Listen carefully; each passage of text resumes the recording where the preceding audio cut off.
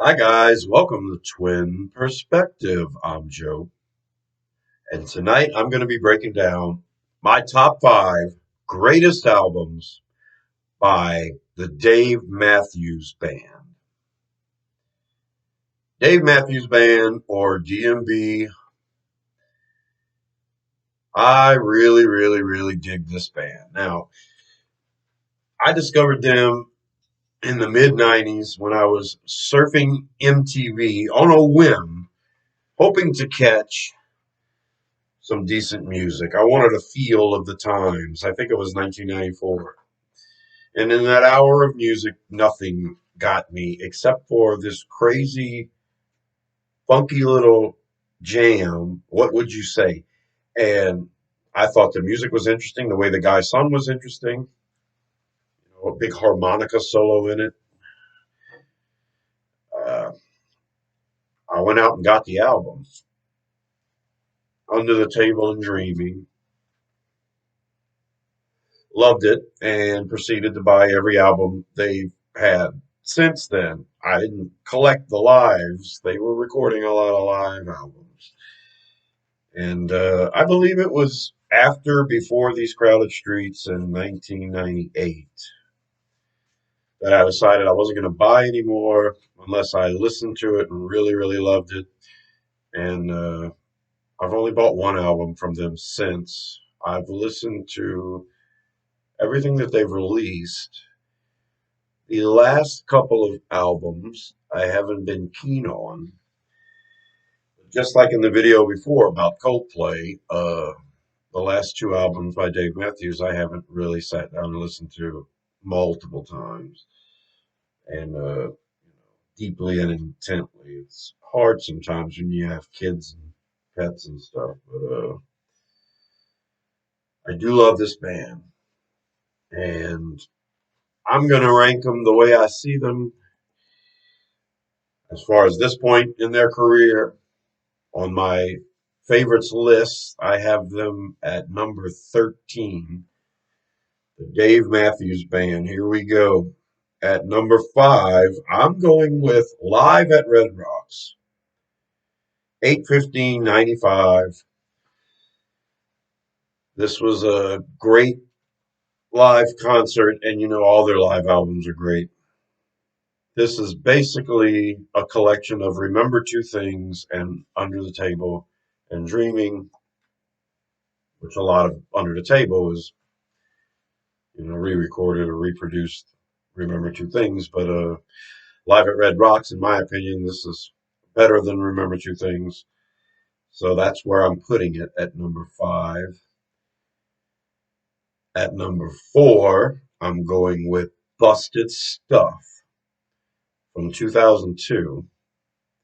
I think Busted Stuff is a great album. I think there was a direction. Sometimes Dave Matthews does things, and it's like, okay, as a whole, I'm not keen on it. I can find parts, and then they'll come out with an album that just feels more complete, that has more songs that I like, and then flows better. Busted Stuff is one of those for me. The opening track, Busted Stuff, is great. Gray Street is one of my favorites they've ever done. Where Are You Going was a very popular single, and it's a nice song. Grace is Gone is beautiful, a masterpiece, storytelling, writing masterpiece. I hear My Grace is Gone, and I think, Paul Simon, James Taylor, I mean, they could have written this song and been really happy with it. It's a sweet song. And then Kit Kat Jam is just phenomenal. And there are live versions. Most of these studio versions and live versions are going to be different. I'm judging these albums based on studio versions. Kit Kat Jam is very satisfying. Digging a Ditch is one of my favorites they've ever done as well. I love that song. The album ends with Bartender, and I manage to sing that every day. I'm either at work and I have to go to the bar for something, or fixing my wife a drink at the end of the night. She's busy. I'm the bartender, please. At number three, I'm going with Under the Table and Dreaming, the classic from 1994. Oh, I love this album. This album's basically so in my opinion for the rest of Dave Matthews Band's career, um, they're going to have to play songs off this album to satisfy the crowd. It's just chock a block full of I think some of the greatest songs they ever did, which established them as a great band, and they are great. They have success, they have a fan base, they have a style that's different than anybody else. And if you don't like their style, you won't like the band. But they're charging like $75 a ticket, and they're selling out the day they release their damn concerts and stuff. So yeah, this album right here, they will have to play. Opening with the best of what's around, love it. What would you say? The song that got me into the band. Satellite, which is one of their best ever. One of my top five favorites ever. Typical Situation. Love that song. Dancing Nancy's, which is does music get better than that? I don't know, man. For a band jamming, Dancing Nancy's is phenomenal. Ants Marching. Now, I saw the band once at Jazz Fest, and they did not play Ants Marching, and I was disappointed. So, I would think Ants Marching would be a staple in their rotation, for God's sake. It's certainly in my top 10 favorite songs that they've ever done. Ants Marching, great. Lover Lay Down, sultry as all shit. Then you've got two songs right there that are fan favorites and are staples, and that DMB usually plays every time they play or tour. Jimmy Thing and Warehouse. Classics. They're just not, they're my least favorite songs on this album, along with the best of what's around. It's not like I don't like the songs. The fact that the band and the fans love them so much drives me crazy because I would rather hear Ants Marching. Damn it. I believe they played Jimmy Thing and Warehouse the time I saw them. And that's followed up by, I think, a far superior song, Pay for What You Get. Pay for What You Get is a good one. I've been in a lot of failed relationships. I'm on my second marriage. And I'm not going to name any names. I'm just going to say that Pay for What You Get cuts deep and it fits. It's a beautiful song. And the album ends with number 34. All in all, Under the Table and Dreaming, a 10 out of 10, which means the rest of the albums on this list are 10 out of 10s as well. And this was actually pretty tough for me, but I stuck to my guns. At number two, I've got Crash from 1996. Under the Table and Dreaming was 94, and I didn't know if they could do better than that, and they did. Because I think the songs within as a whole are better. I don't know if the fan base feels that way. I don't know if the band feels that way. But if I got to choose, I'm putting in Crash. It opens with So Much to Say, which is fun as all hell to sing, into Two Step, which seems to be a live staple of theirs and sounds great live. Crash into Me, the big single, and it's a gorgeous song. Too Much, which is to me just like So Much to Say. Too Much is fun as hell to sing, so different. Too Much reminds me of Phil Collins, that kind of jam that he could do sometimes if he wanted to. Number 41, which I am a huge fan of, and right after that, Say Goodbye. Now, to me, number 41 and Into Say Goodbye, those two songs, I mean, that's just orgasmic stuff right there.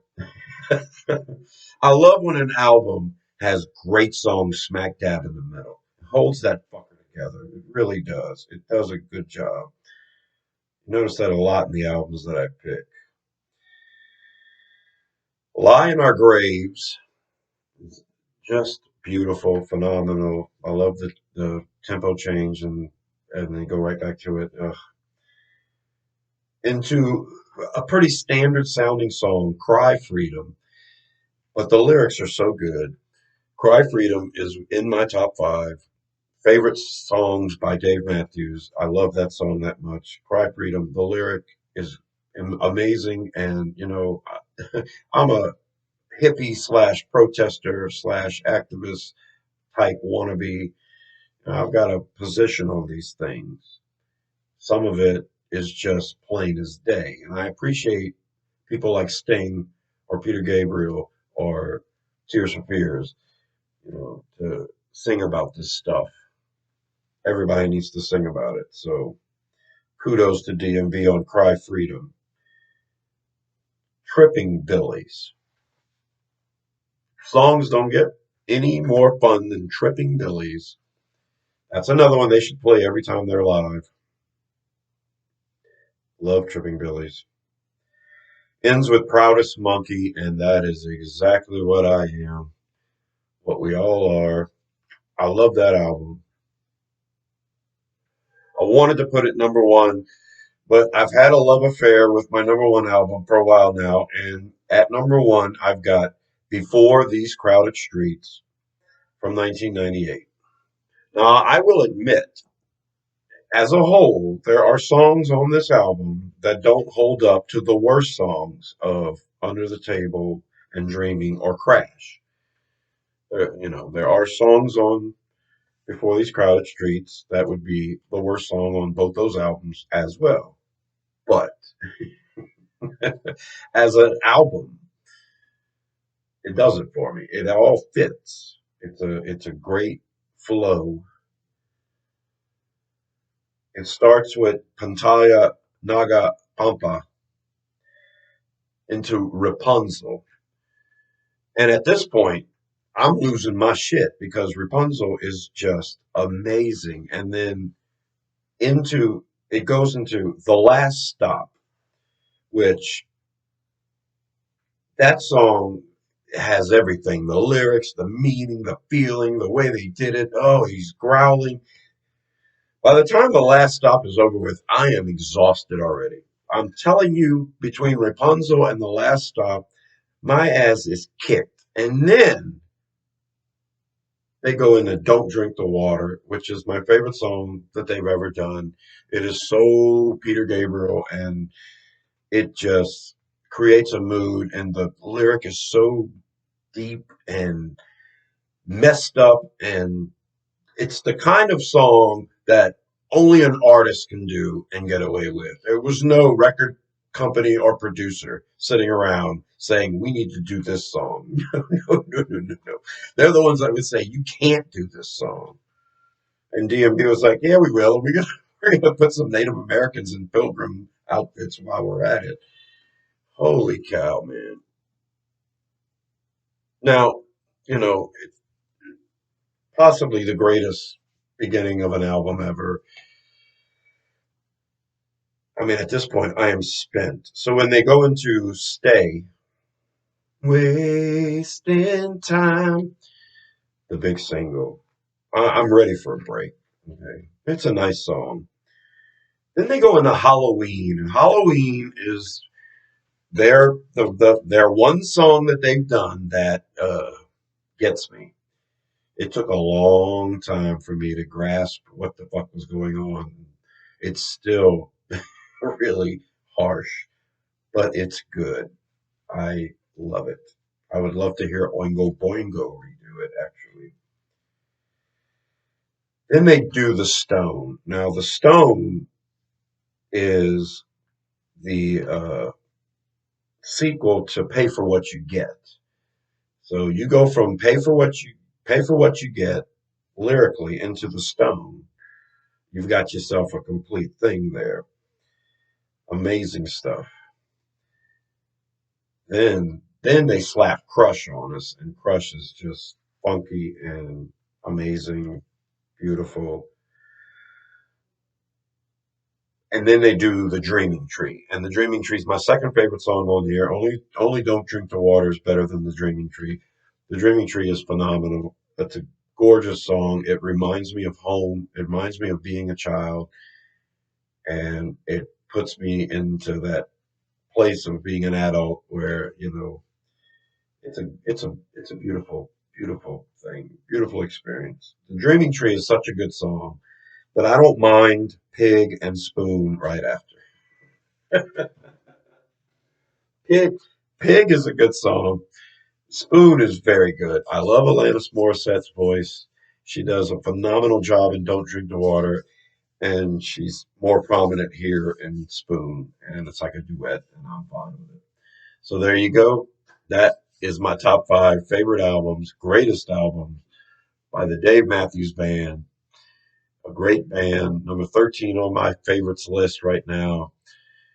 And I'll be giving their last two albums more of a listen here because this list is jacked having a live album at number five. But, I'd rather Live at Red Rocks over Remember Two Things. So that's why it's there now. I just haven't been a fan of the last three albums by DMV. Not enough to put it at number five. We'll see what they've got, if they got much left. Thanks for tuning in. That's the way I see it. This has been Twin Perspective. I'm Joe. Subscribe to Rosenfield 10 for more videos like this. And I will see you in the trees. Bye.